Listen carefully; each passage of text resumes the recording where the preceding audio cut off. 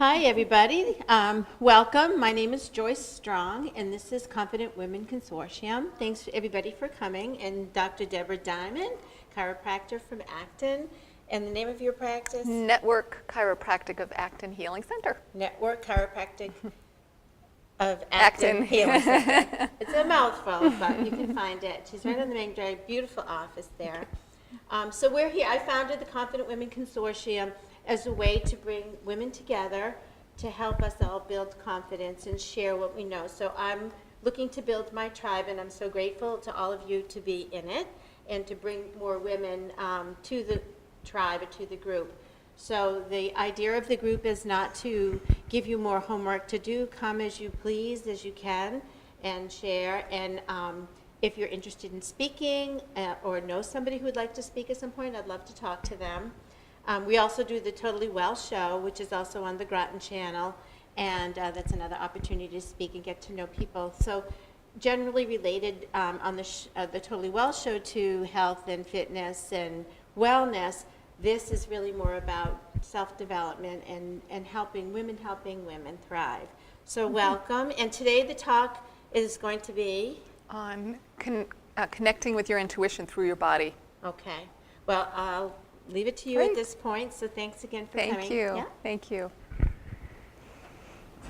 So this is a topic that I'm really very passionate about because our intuition is really a form of inner guidance. And where we end up in our lives is really the sum total of all of the little decisions that we make and the big decisions. We make a lot of little decisions every day. Everything from, what should I have for lunch, to answering yes and no to all different kinds of requests from different people. The big questions, of course, are, should I marry this person? Maybe should I date this person? Should I take this job? Should I move to this place? And how do we make decisions? Because we have a mind and we have an intellect, and we can make lists of pros and cons and try to put numbers on things and give things scores and be very logical. And sometimes it makes sense to do something like that if it's all about finances and which situation are you going to come out with a higher income in the end. But lots of decisions are much more complex than that and can involve the heart and the spirit, and how do we access information from all the different parts of us and put it all together. And I heard someone who was giving a lecture on making decisions once say that it is an intuition sandwich. And they say you first tune into what your gut feeling is, and then you really think about it and look at all the facts and analyze it, and then at the end you go back to your gut. And your gut might have shifted slightly from looking at facts and thinking about it and bringing those components together. But our gut is really about being able to feel body sensation. So our body talks to our mind or talks to our brain, and our unconscious mind actually is our body. The unconscious mind, the subconscious mind, literally is body sensation coming to some level of conscious awareness. So the easier that it is for us to feel the sensations and feelings in our body, the easier it's going to be to make decisions that's in alignment with our intuition. And there are some things that can make it easier to pay attention to our body, and there are some things that can make it harder to pay attention to our bodies. So I'm going to throw out some statements, and let me know if you think it would make it easier to listen to your body or harder to listen to your body. Not enough sleep.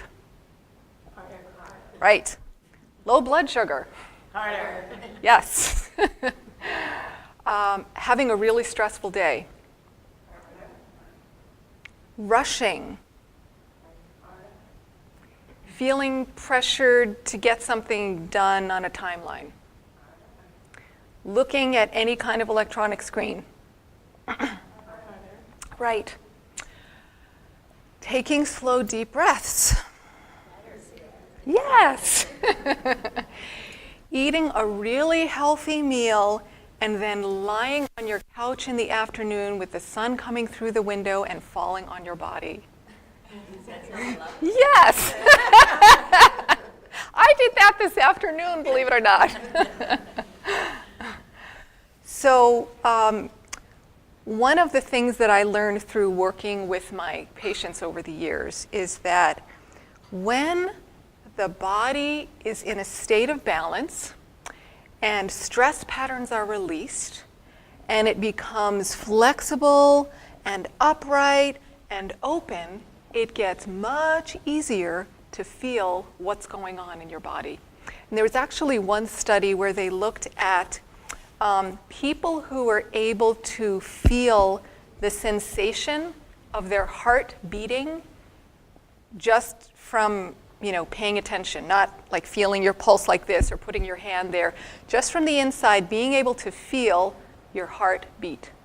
And what they found was that people who could feel their heartbeat took less unnecessary risks than other people, because part of the way the brain regulates the body is through a part of the nervous system called the autonomic nervous system.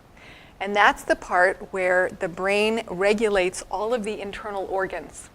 And it does it in a really interesting way. There are two opposing branches of this part of the nervous system. One part activates a stress response. And a stress response does very specific things to all of our organs and our parts, including make your heart beat faster. And tightens your diaphragm so your breathing becomes more shallow and restricted. It increases muscle tension everywhere, but particularly along the spine. And when that happens, it makes the spine feel stiffer. And the posture, there's a certain configuration of muscle contraction that happens in response to stress where this happens. So shoulders come in, head comes forward. The muscles get tight in the front of the neck, and blood pressure often goes up. Maybe a sweating response is activated. Digestive function is decreased. Blood flow to the extremities, to the hands and feet, is decreased, so your hands and feet can get cold. So all of these responses can be activated by fear, can be activated by anger. And one of the really interesting things about the nervous system that I've learned over the years is that our perception we think of as being something that's conscious. Think that everything that we're consciously aware of is what we're able to perceive. But our nervous system is designed so that we're taking in a tremendous amount of information through all of our senses, and a lot of it is going to unconscious parts of the brain. So this is called neuroception. So neuroception feeds information into the brain, and the brain will then respond to it by activating either that sympathetic part that I mentioned, that's the stress response, or the other part. The other part is called the parasympathetic, and that's a healing response. That's a relaxation response. That is feels like, and actually let's do a little exercise. I think we won't start with the standing one yet. Aaliyah, can you pass everybody one from that top folder?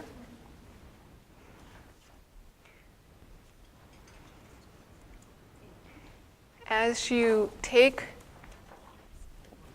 and then the next one too. So this is a list of words that are sensation words. And one of the things that can be helpful to do is to start to think about all the different qualities of feeling that you might feel. Just divide them in half, honey, and send them both ways. Or send two this way and the rest that way. So take a look at, read through these words for a moment.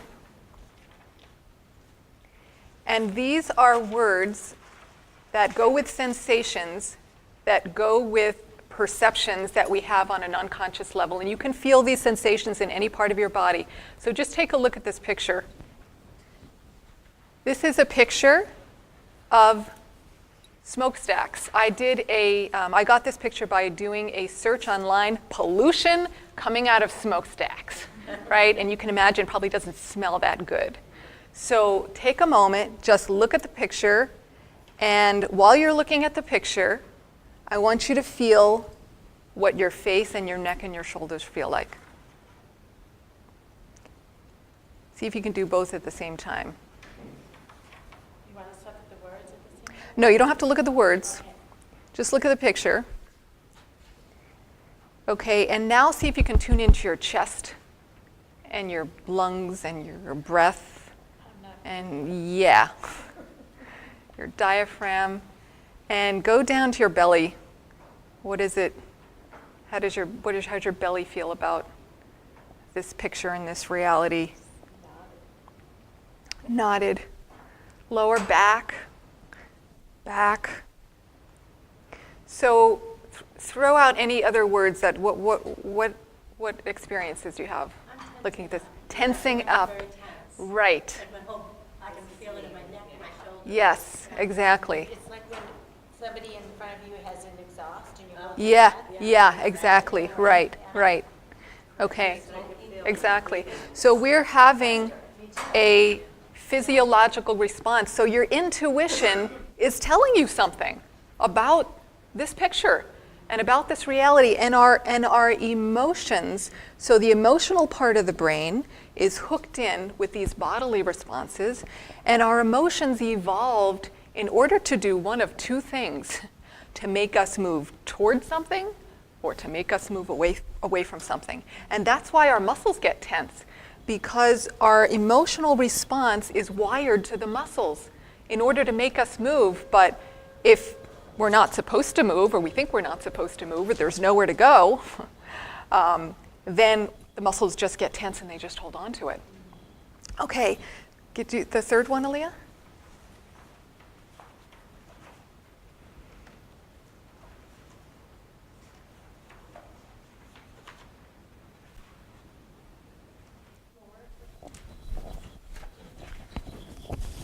This one. Okay. So what's happening all the time is that we're seeing things, we're hearing things, we're thinking about things. It could come from inside our own head, our own thoughts or our own memories. We're smelling things, maybe we're tasting things, and particularly with people, just making eye contact, there is going to be a neurological response that occurs in our brain and nervous system and that occurs in our body. And when you look at this next picture, take a moment now and see what happens. I'm breathing just thinking about you looking at it. So this is a picture of a beautiful mountain scene with some waterfalls and a beautiful sky. And this is an unconscious full body response that you'll have looking at this. And what happens now when you look at this one? Yes, smiling. I feel myself almost smiling. Yes, let it happen. Were you going to say breathing? Yeah, I took a deep breath. Took a deep breath. Exactly. My vision opens up. Your vision. Yeah, my eyes want to Uh-huh. instead of Right. Yes. Wonderful. So what you've just experienced is your own body's way of saying yes and saying no. And so what is helpful for us to cultivate over the course of our lifetimes is a more and more intimate relationship and perception and experience and understanding of what's my yes and what's my no. So here's something where this can get a little bit complicated, because life is very complicated, isn't it? And human life is complicated. And so sometimes things are simple. So like, for instance, I will use this kind of tool. It has become almost second nature and unconscious when I'm making any number of decisions. So for instance, in the morning, I have a smoothie. and I put all different things in it, and I put a few different kinds of nuts in it. And so I've gotten into the habit of trying to tune in to be as most specific as I can about what my body wants and how much it wants, right? So I'll reach into the pecans, and I'll take a handful, and I'll hold it, and then I'll check in and see, am I breathing? How does my body feel about this number of pecans? And if I don't feel completely comfortable and relaxed, I'll put one back. And sometimes I put one back, and sometimes I put two back, and then all of a sudden I'll go, I'll go, okay, that many pecans. Next, walnuts. So, this is something very small. But my husband pointed out to me, because one of the bad habits that I can have when I'm driving is that I can get a little too close to the car in front of me. And he is a super sensitive person. He's my partner in the practice. And so he'll say, "You're too close. Can't you feel it? I can hardly breathe." And I'll be like, oh. So I start backing off, and I'll back off, and I'll get to like this point where there's a certain amount of distance between me and the car in front of me. And all of a sudden my body will do that, and I'll go, wow, I didn't even realize I was holding my breath. It's likely I was thinking about something else. I wasn't fully present, or maybe I was worried about something. Maybe I was rushing somewhere. So often when we meet someone new, we will have an almost instantaneous feeling about the person. Now, some of that is visual, right? And so we are trained, so we have programming, and then we have kind of instincts and our own natural response to things. And this is where things can get a little bit muddy, because we can be programmed through our culture or from our parents or through our upbringing to react to certain things or certain people or the way things look or the way people are dressed or whatever in a particular way. And sometimes when we get to know people, we can change our opinion about them. But many times there is something about the quality of the eye contact, the sense that you get from looking at that person's body language. And I often find that, and with me it's almost like that moment in the movie West Side Story, where they first see each other across that crowded dance room floor, and it's like tunnel vision, and he sees her and she sees him and no one else is in the room. So I have had that happen sometimes where I'm at a party or I'm at some kind of gathering and there's a bunch of people and I see someone across the room. It's usually a woman because I'm married and I have a lot of women friends, and I love women's energy. So I'll see someone across the room and I'll go, wow, I like that person. And I'll go over there and I'll start talking to them. And I actually I have a women's circle. I created a women's circle because I don't have enough time, in the week or in the month to get together with the people that I want to spend time with, to foster friendships. So I can say to people like that, you want to come to my women's circle?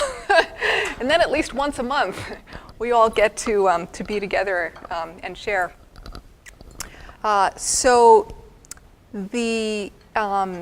And I'll give you another example. Before I met my husband, I was looking for a man who I could share my life with, and I had dated a number of people, and I liked all of them, particularly the last one right before my husband. We had a lot of things in common. And on paper, he looked really great. And as a human being, he was pretty great. But we'd been dating for about a year, and then he thought maybe we should move in together. And I just felt nervous about it when he asked me. I wasn't relaxed, and I couldn't figure out why. And so I ended up kind of doing an informal survey where when I would meet someone who'd been married for a long time, I would ask them, well, how did you know? How did you know it was the right person? Because I didn't know how I was going to know. And inevitably, the person would say, "You just know." And I hated hearing that answer because I couldn't use my intellect for that. So lo and behold, I ended up breaking up with this gentleman who I thought maybe I could have a life with, but he suggested I move in.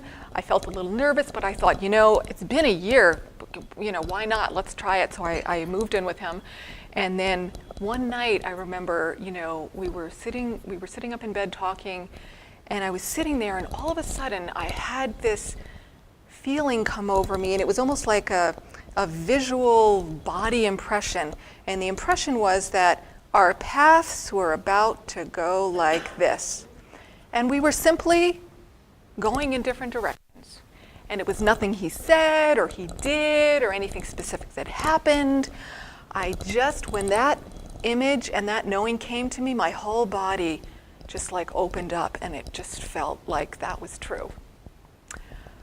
So that sensation, I started to call, that's my truth sensation or my truth signal, right? So many times it's an aspect of your yes, whatever your yes is, can be a truth signal. And it happens for me when I hear someone say something that seems really true, or maybe I end up saying something that feels really true. I can just feel it like settle, right here. So I met my husband,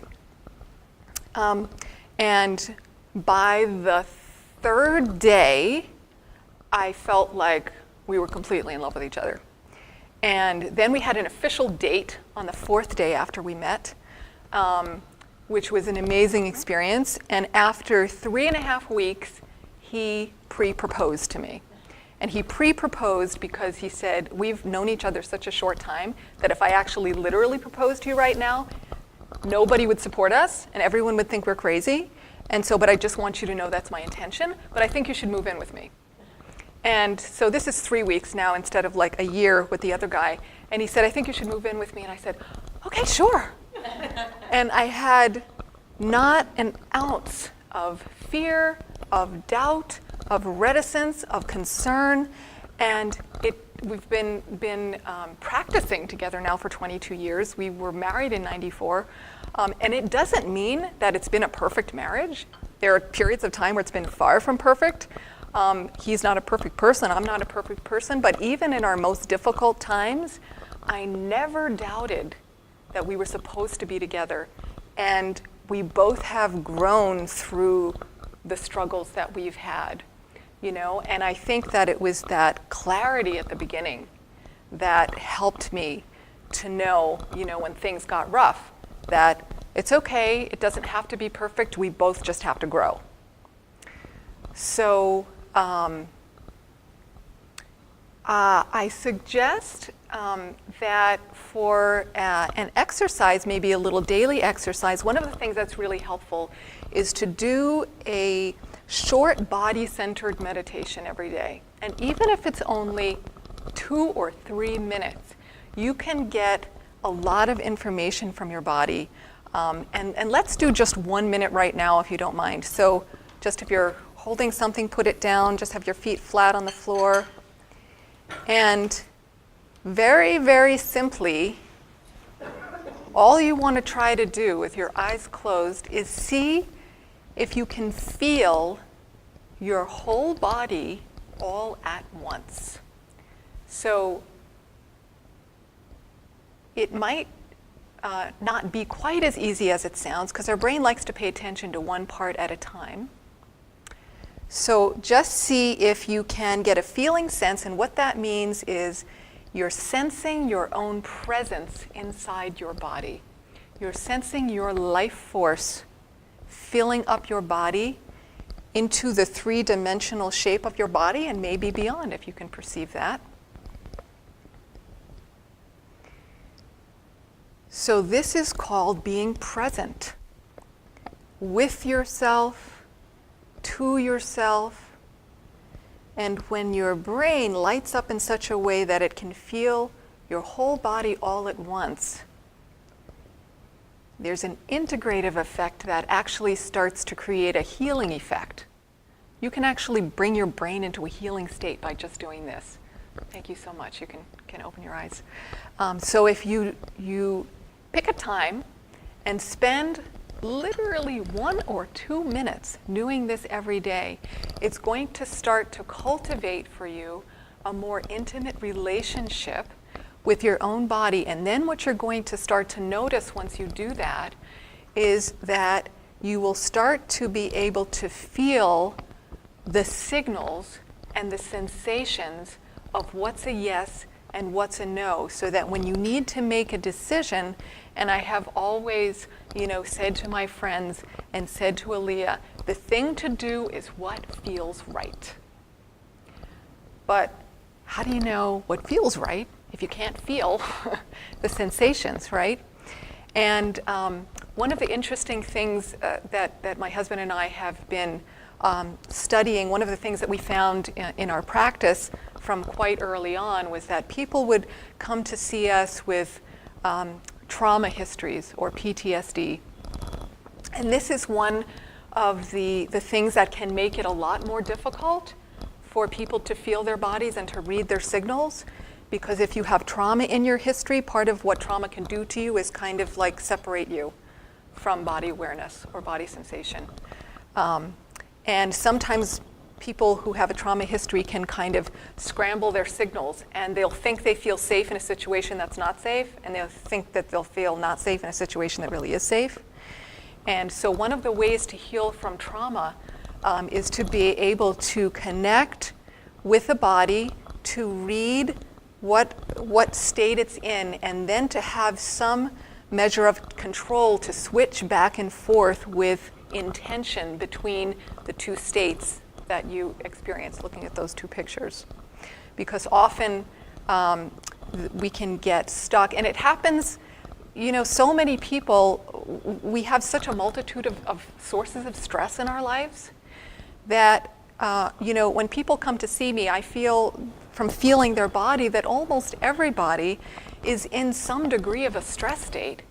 Just because I'm feeling, oh my God, feel the chronic muscle tension, in this person's body and the stiffness in their spine. And they're not doing it on purpose. None of us are doing that on purpose. But because it's being generated from an unconscious level of under the conscious mind, 95% of our brain works unconsciously. Only 5% is dedicated to conscious awareness. So people would say to me after a period of time, wow, I feel like this one woman sat up on the table once after a session and she said, you know what?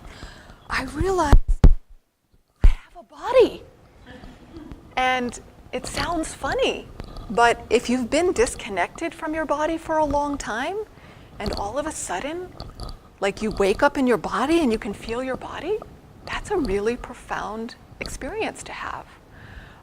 And so my experience through our practice is that the calmer the nervous system is, the more balanced it is, the more relaxed the muscles are, the more upright the posture is. And posture is a really important part, actually, because if due to any number of stresses, our posture begins to move in this direction, which is what happens unconsciously, head forward, shoulders come forward, chest kind of collapsing, and the muscles get really tight, the deep muscles right along the spine, and they make the back kind of hard and stiff. So it's almost like you're creating a little turtle shell for yourself. And some part of the brain is doing this because it feels like we're safer that way. It's a protective response.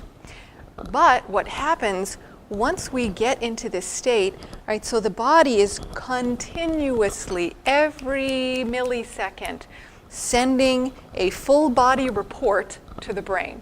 What state are we in? How much muscle tension are we holding? What does our gut feel like? How much are we breathing?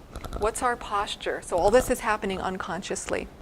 And if our bodies are stuck like this, the overall signal, the gestalt moment that goes to the brain is a signal of distress and the need for protection. Even if There's nothing happening right now that we can perceive in our environment that would warrant that. So we can create our own internal distress signals that reach the brain. The brain perceives that and says, oh dear, I better stay in a stress state so I can maintain this state of protection down there.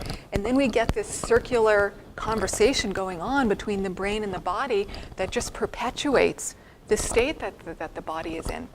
And when we are tense and tight and forward and kind of stuck, it's much, much harder to read clear signals from inside of us.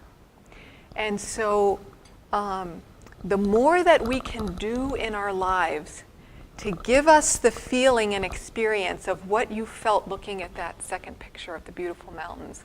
And that could be any number of things. You know, if you love yoga, it could be yoga. It definitely, yes, you love yoga. Okay. You know, meditation or being in nature. We're lucky to live, you know, in a place. I grew up in Brooklyn. It was a concrete jungle. Luckily, my dad took us to the country every weekend. We went camping and hiking and so forth, so I learned to love nature and use nature as a source of healing and nurturing for myself. But begin to think about and contemplate and notice what are the things in your life that help you to breathe. What are the things that open you up? And because the more time that we can spend in that place, you mentioned you almost smiled, right? So a spontaneous smile is actually a brain state.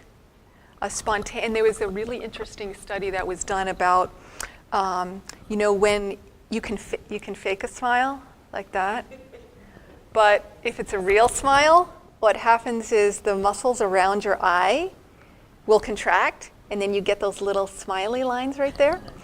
And so you can tell by looking at a picture of someone whether or not it's a real smile, depending upon how their eyes look.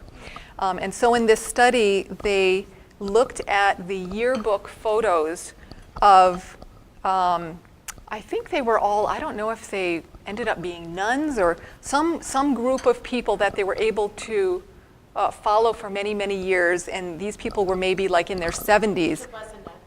Nuns? Yeah, this sounds familiar to you? So they looked at their yearbook photos and they could tell from analyzing the photo whether or not the smile was a genuine smile. And what they found is that the people who were able to have a spontaneous, genuine smile at that time in their life, you know, by the time they were in their 70s, had way fewer health problems, were on very few to no medications, rated themselves as being much happier than the other cohorts. And so what that smile is showing was that the nervous system was available to enter into that yes state, into that healing state. And the more connected that we are and the more open we are to that state, the easier it will be for us to follow that prompting and see where it takes us. And if we are able to do that, almost always, most of the time, my experience is if my mind says one thing, but my body says something else, and I listen to my mind, I often only listen to my mind, I often regret it. But if I tune into my body and I listen to that, and I just find it so fascinating, like, how does it know? But it knows. And so even with something like contemplating, should I take a particular job? You know, you may have a certain feeling when you're there in the interview. But sometimes it's difficult to tune into all of the sensations at that time. And my husband and I have learned to use this technique when we're hiring staff, because we've had a lot of staff over the years. And when you're hiring someone or when you're interviewing, it's almost like a blind date, you know, and you have to decide within a fairly short period of time and with a fairly short number of meetings, like, am I going to enter into a relationship with this person? And with us, we're very, very, very picky about the people that we have as staff in our office. We want them to help hold the healing space for us. And so people are often, either nervous, or usually nervous or are really on their best behavior and just saying what they think you want to hear in an interview, which I understand. So we've realized that we should never ever make a decision on the spot. And that's a good rule of thumb about like any big decision. Don't make it on the spot. So what we do is we have the interview, and maybe we'll even have the second interview, and then we'll say, you know what, you go home and see how you feel. See if any questions come up for you, or any thoughts or concerns, and we'll do the same, and then we'll get back in touch tomorrow or in a couple of days. And so my husband and I go home, and we sit on the couch, and we just close our eyes, and we think about the person. And we just hold their image in our minds and just see, how do we feel? Can I breathe when I think about this person? And there have been people that I thought I liked from the interview, and then when I did that exercise, I couldn't breathe. And I'm like, why not? I want to hire that person. And sometimes we were in a bit of a bind, and we really kind of needed to hire someone, and there wasn't anyone else on the horizon. And so we went ahead and hired them and found out after the fact it really was a mistake. And we should have waited. And so we've learned the hard way that it's actually better to wait. Whether it's dating or it's hiring or it's a job or whatever it is, it's better to wait until it feels really right. Because then you're going to go through a doorway, and it's going to open up all other kind of positive opportunities and possibilities. And I almost feel sometimes like there's this path.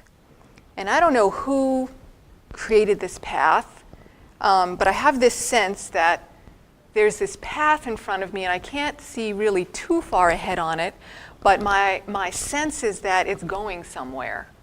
And my job is just to try to figure out how to stay on this path. And this path might take twists and turns that my mind wouldn't expect, right? And a couple of people at the table tonight have said, I was laid off from my job, and some people would think that's a really bad thing, but then it opened up this whole other world for me. So we never know how a particular event or a decision, might seem to put us off course from a course that we were on, but it ends up being a wonderful blessing. So, as we're going along in life, and it's reminding me of when I was a kid, I had an experience once with a little friend at a summer camp where there was this long kind of winding path that went down to the lake where you went swimming, and we decided to have some fun and blindfold ourselves and hang on to each other and see if we could make it down the path to the lake. And so we're blindfolded, and we're just like we're bumping into things and trying to feel with our feet, and we just laughed hysterically the whole way, and it was so much fun. But it was this exercise of, can I feel my way? How do I know when I'm on the path, or I'm going off the path? So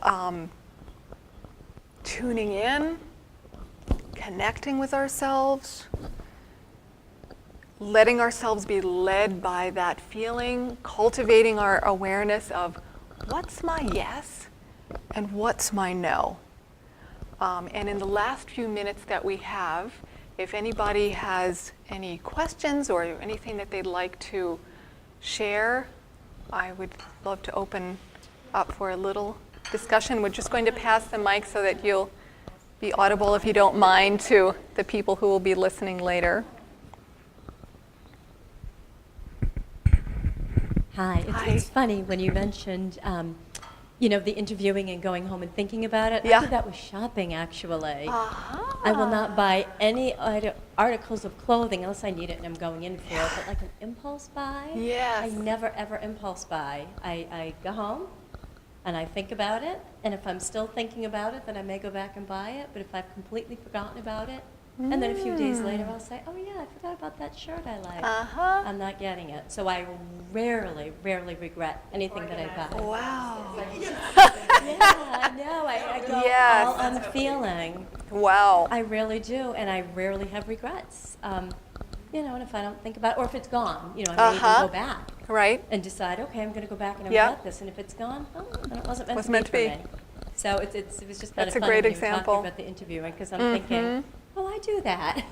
But for shopping and buying things. Yeah. Yeah, great. And I bet if you had bought it, you probably would have forgotten 3 days later that it was in your closet, and it would just be taking up space, right? Well, I would return it, because you would love me, because I'm not a flower. I don't like stuff, so it would be gone. Oh, okay. It would be gone. So, yeah. But Wonderful. no, Interesting. I rarely find myself in that position, just because I do that, you know, all right, That is let's, so smart.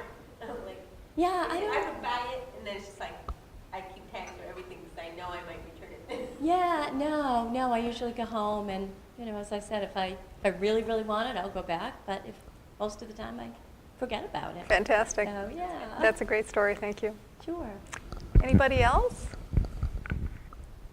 Like to ask or I share had one anything? thing, Yeah. for me, the battle in my head, and I think you touched on it, the battle in my head to want to insist on the intellectual choice Yeah. and how much it drowns out the other voice. And so that was my big takeaway tonight is Yeah. all those times they were flashing in my head as you spoke of if you had just, like I could picture a scene and I could picture a signal and a feeling I had, should have cut it right there. Just right there, and and it just took me on this detour that, I mean, I learned things from that, Yeah. but still, that demand of, we need someone now, you know, like Right, you right, mentioned, yeah. right. So- And sometimes it does make sense to think through the details or the consequences of a decision. Yeah, I'm good. But with I that, liked but that I intuition ignored- sandwich, you Yeah. know, of just getting a quick hit. What's my first gut feeling about this? Then really thinking carefully about it, and then coming back and checking in with your body after you've taken all of that into account and see what the feedback is. Intuition sandwich, I got to remember that. Yeah, it was the second time just saying, yeah, thank you, that was really Okay. good. Others? You must. Just want to say, Here. I called it. Yes. So I took my daughter for a massage, and we were in the same room together. And after we were done, I was told that I'm like this. Uh-huh. So when you said that, and since he said that to me, Yeah. I've been really trying, and I just started yoga at the end of last year, and my husband bought me a package for yoga, and I'm really just trying to get my posture Open back. the chest. I didn't realize Yes. that I am the turtle. Yes. And I have been for a long time. Well, posture is very, very unconscious. I'm always Aspect. doing this and trying to get those knots in the spine and everything. Right. So I Well, can relate to everything you were saying there. Great I that that's feel come it. to your awareness and you have that intention now. Yep. Others?